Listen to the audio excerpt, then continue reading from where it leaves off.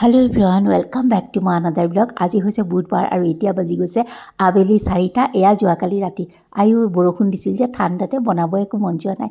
সেইকাৰণে চপাৰটোতে অকণমান নহৰু, পিঁয়াজ, বিলাহী আৰু ধনিয়া একেলগে চপ কৰি লৈছোঁ। বোলো যিখন বনাম তাৰেই যাতে চেলেকি ভাত খাব পাৰি, বহুত টেষ্টি হয়। নাভাবিব আকৌ দেই, ইমান সাধাৰণ বস্তুটো ইমান টেষ্টি হয়নে বুলি। আপোনালোকে এনেকৈ বনাই চাবচোন, বহুত টেষ্টি হয়। একদম সাধাৰণ কিন্তু খাবলৈ অসাধাৰণ। তেলতে পাঁচফোৰণ ভাজিছোঁ আৰু এই চপ কৰা পিঁয়াজ যিখিনি কৰিছিলোঁ বিলাহী চিলাহী দি দিছোঁ, যিখিনি চপাৰটোত আছিলে। তাৰপিছতে ভাজা যোৱাত দি দিছোঁ জিৰা, ধনিয়া, হালধি। অন্য মছলা থাকিলেও আপোনালোকে ইচ্ছা কৰিলে দিব পাৰে। আৰু তাৰপাছতে এয়া দেখিছেনে, মই অলপ চব্জি দি দিছোঁ। যি চব্জি ইচ্ছা কৰে আপোনালোকে তাকে দি বনাব পাৰে। মই খালি ইয়াতে আলু, ওলকবি, ফুলকবি, তাৰপাছতে মটৰ আৰু অকণমান নিউট্ৰেলা আছিলে, সেইখিনি একেলগে দি বহাই দিছোঁ যাতে এখন চব্জিৰে ধুনীয়াকৈ হৈ যায়। দালি আছে দেই লগত, আৰু এচাটি পানী মাৰি সিজিবলৈ দিছোঁ। মাজে মাজে লৰাই আছোঁ, একদম ইজিলি ধুনীয়াকৈ হৈ যায়। একো মা মছলাও বিশেষ দিয়া নাই দেখিছেনে, কিন্তু খাবলৈ বহুত টেষ্টি হয়। এয়া চাওক, অকণমান ওচৰৰ পৰা দেখাই দিছোঁ।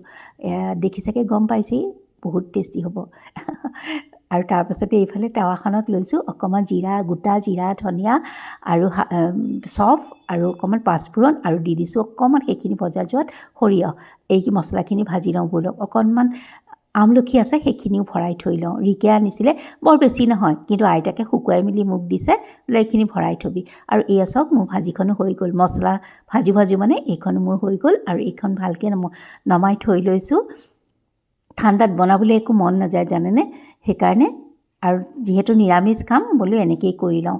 আৰু তাৰপাছতে এয়া চাওক, কেৰাহীটোতে অলপ তেল দিছোঁ আৰু অকণমান ক'লা জিৰা ভাজি লৈছোঁ। আৰু তাৰপাছত গেছৰ ফ্লেমটো অফ কৰি দিছোঁ হালধি, অকণমান ৰেড চিলি। নিদিলেও কথা নাই ৰেড চিলিখিনি। তাৰপাছত গুড়া কৰা মছলাখিনি দি দিছোঁ, আৰু তাৰপাছত অলপ নিমখ দিছোঁ। আচাৰত নিমখটো অকণ হ'লেহে ভাল লাগে।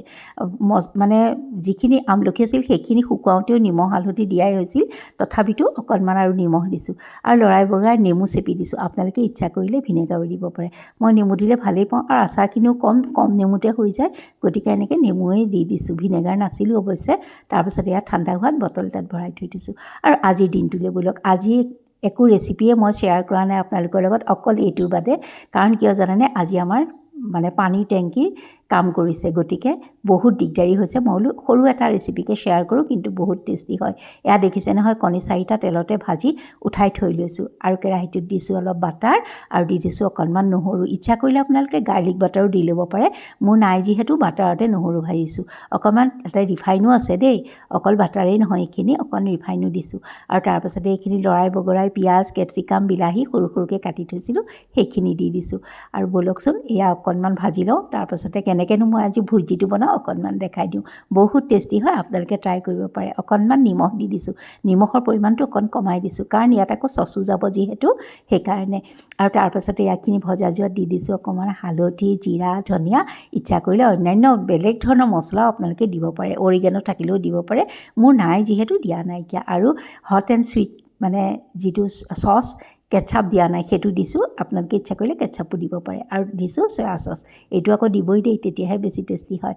তাৰপাছতে এয়া চাওক, ভালকৈ লৰাই বগৰাই অকণমান মই এই চচৰ বটলটো শেষ হৈছিলে, সেইটোকে আকৌ অকণমান পানী দি দিছোঁ। মানে অকণমান গ্ৰেভি টাইপৰ হ'ব লাগে যে, যিহেতু অকণমান পানীৰ প্ৰয়োজন, গতিকে দি দিছোঁ। আৰু তাৰপাছতে মই কণীৰ এই যে ভুৰ্জিখিনি, সেইখিনি ইয়াতে ঢালি দিছোঁ। এনেদৰে কণীৰ ভুৰ্জি বনাই খাবচোন, বহুত টেষ্টি হয়। শেষত একেবাৰে জলকীয়া এটাও কাটি দিছোঁ। আপোনালোকে জ্বলা নাখালে নিদিব, এনেও চচটোত জ্বলা আছিলেই যিহেতু, গতিকে এনেকৈও হৈ যায়। আৰু অকণমান ধনিয়া কাটি থৈ দিলোঁ। আৰু তেন্তে আজিলৈ আহোঁ।